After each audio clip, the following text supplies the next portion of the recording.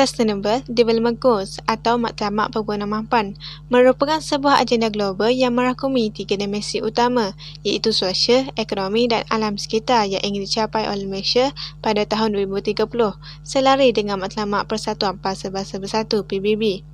Matlamat Pembangunan Mampan disepakati oleh 193 anggota PBB pada 25 September 2015 yang memiliki 17 matlamat dengan 169 sasaran yang ingin dicapai berdasarkan model global pembangunan mampan. SDG merupakan kesinambungan agenda pembangunan yang diteruskan selepas berakhirnya Millennium Development Goals MDG pada tahun 2015. Definisi ringkas daripada Suruhanjaya Berlin berkenaan pembangunan mampan iaitu pembangunan yang dapat memenuhi keperluan pada masa kini tanpa menjejaskan keupayaan memenuhi keperluan pada masa hadapan. Program ini adalah berteraskan kepada prinsip No One Left Behind dengan bermatlamat menjamin semua orang mendapat manfaat daripada pembangunan berdaya tahan berdasarkan hak-hak asasi manusia yang menjurus kepada pembangunan sosial, ekonomi dan persekitaran. Selain itu, Matlamat Pembangunan Mampan juga memberi fokus kepada mengakhiri isu kemiskinan yang menjadi masalah kepada negara-negara membangun.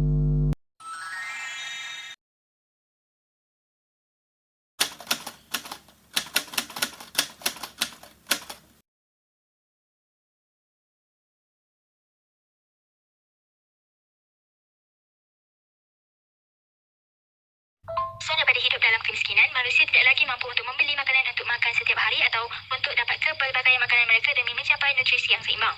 Kekurangan nutrisi telah menyebabkan kematian hampir 45% kanak-kanak di bawah usia 5 tahun di seluruh dunia. Sudah pastilah hal ini membimbangkan kerana mereka lah generasi penerus kita. Pembangunan mampan yang kedua ialah Zero Hunger dengan mengakhiri kelaparan, mencapai keselamatan makanan dan meningkatkan nutrisi serta mempromosikan pertanian yang mampan. Tujuan matlamat ini memberi fokus kepada pengeluaran pertanian dan pertumbuhan ekonomi tempatan dengan meningkatkan pengangkutan infrastruktur dan pasaran dan menggalakkan rantaian makanan tempatan. Oleh itu, dasar anggur makanan telah dilaksanakan bagi memastikan semua rakyat mendapat makanan pada harga yang berpatutan, seterusnya memastikan tiada yang berada dalam keadaan lapar. Seterusnya, dasar ini juga memastikan aktiviti pertanian dilakukan secara mampan melalui penggunaan tanah secara optimal. Dalam Matlamat Pembangunan Mampan yang ketiga ialah memberi fokus kepada memastikan kesihatan yang sihat dan menggalakkan kesejahteraan untuk semua orang. Matlamat ini menupukan kepada penyediaan air yang bersih dan sanitasi untuk mengurangkan kadar kematian khususnya bayi, kanak-kanak dan ibu. Selain itu, matlamat ini merancang pengangkutan awan ke arah mengurangkan pencemaran udara dengan penggunaan kenderaan yang mesra alam, memupuk gaya hidup yang sihat dan meningkatkan kempen kesejahteraan alam sekitar. Oleh itu, dasar alam sekitar diwujudkan untuk meneruskan kemajuan ekonomi, sosial dan budaya serta meningkatkan kualiti hidup rakyat Malaysia, menerusi kesejahteraan alam sekitar dan pembangunan lestari. Kehidupan rakyat akan lebih selamat, sihat, sejahtera dan tidak mempunyai penyakit. Pendidikan yang berkualiti adalah asas untuk mewujudkan pembangunan lestari. Di samping dapat meningkatkan kualiti hidup, akses kepada pendidikan inklusif juga dapat membantu melengkapkan penduduk setempat dengan alat atau kemudahan yang diperlukan untuk membangunkan penyelesaian inovatif untuk masalah terbesar di dunia. Lebih 265 juta kanak-kanak keciciran dalam persekolahan dan 22% daripadanya adalah pada tahap usia sekolah rendah. Di samping itu, kanak-kanak yang hadir ke sekolah juga tidak mempunyai kemahiran asas membaca dan matematik. Dalam dekad yang lalu, kemajuan besar telah dilaksanakan ke arah peningkatan akses kepada pendidikan di semua pendidikan dan peningkatan kadar pendaftaran di sekolah terutamanya untuk wanita dan kanak-kanak perempuan. Kemahiran cilik asas telah meningkat dengan pesat tetapi usaha yang lebih berani diperlukan untuk melaksanakan langkah yang lebih besar untuk mencapai matlamat pendidikan sejagat. SDG yang kelima iaitu Gender Equality, kesamarataan gender. SDG ini melibatkan keadilan di antara jantina. Antara matlamatnya ialah untuk mencapai keadilan jantina dan memperkasakan wanita. Achieve gender equality and empower all women and girls. Perkara ini memerlukan perhatian semua tanpa mengira status, kekayaan dan perbezaan agama dalam hidup. Antara matlamat lain ialah untuk menghapuskan segala bentuk diskriminasi dan kekerasan sama ada awam atau tersembunyi.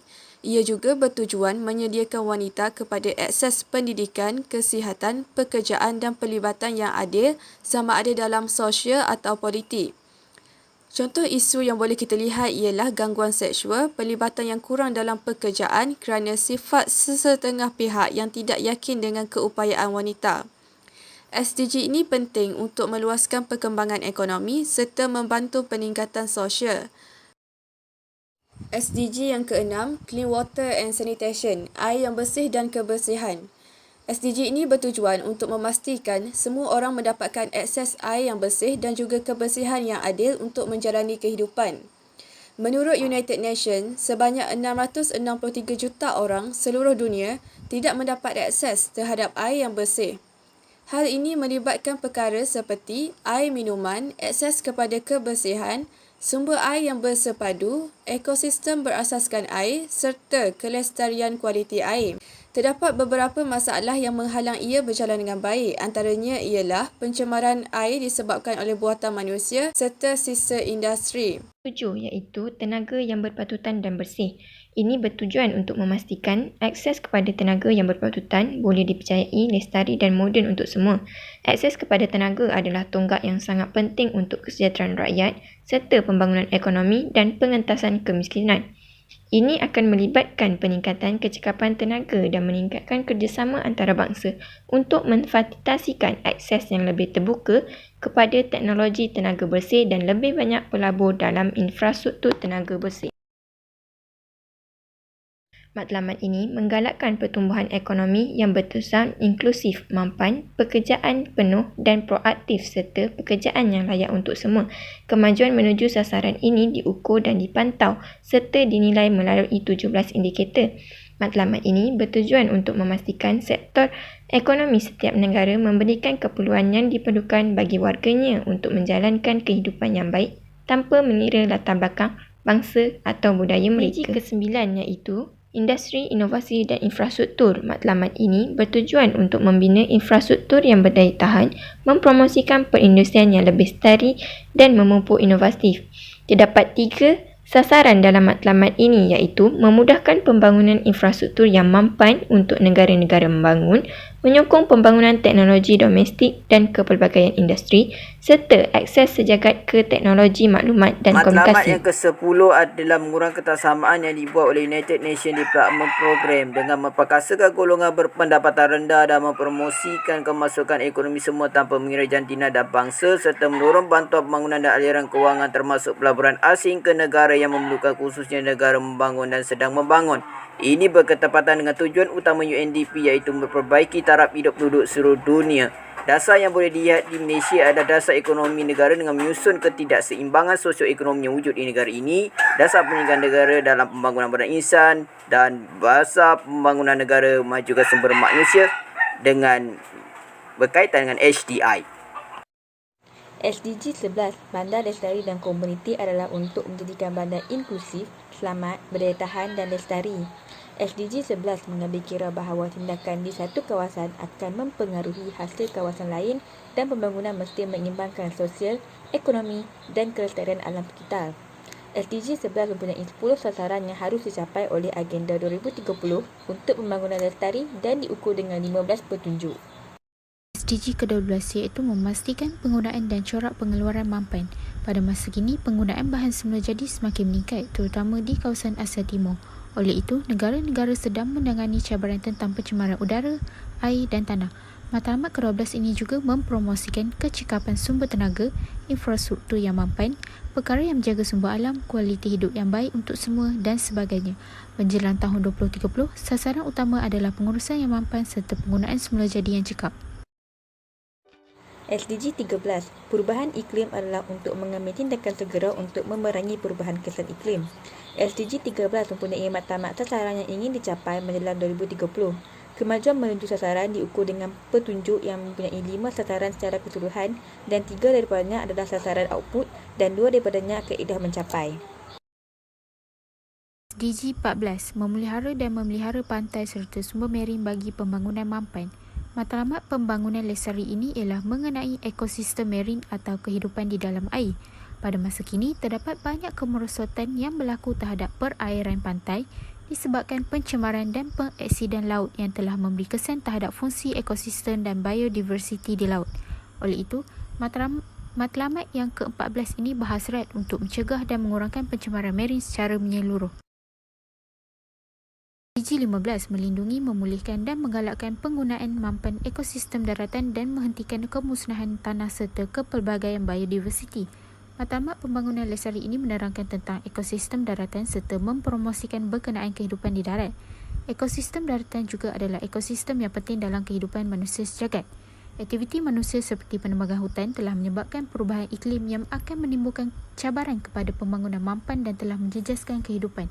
Oleh itu, matlamat ke-15 ini adalah untuk memastikan pemeliharaan dan pemuliharaan ekosistem daratan terutama di kawasan hutan, tanah lembap, pegunungan serta tanah kering.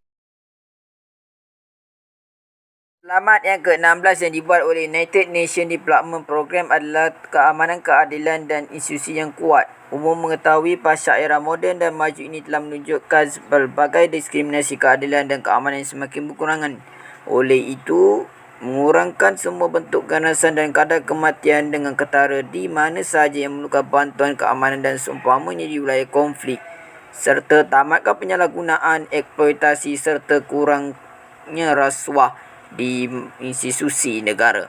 Matlamat yang ke-17 yang dibuat oleh United Nations Development Program adalah perkongsian untuk tujuan. Ia boleh dicapai dengan pelbagai kerjasama global seperti bantuan pembangunan kepada negara yang memerlukan dengan berkongsi idea dan memupuk inovasi dalam teknologi negara maju kepada negara bangun.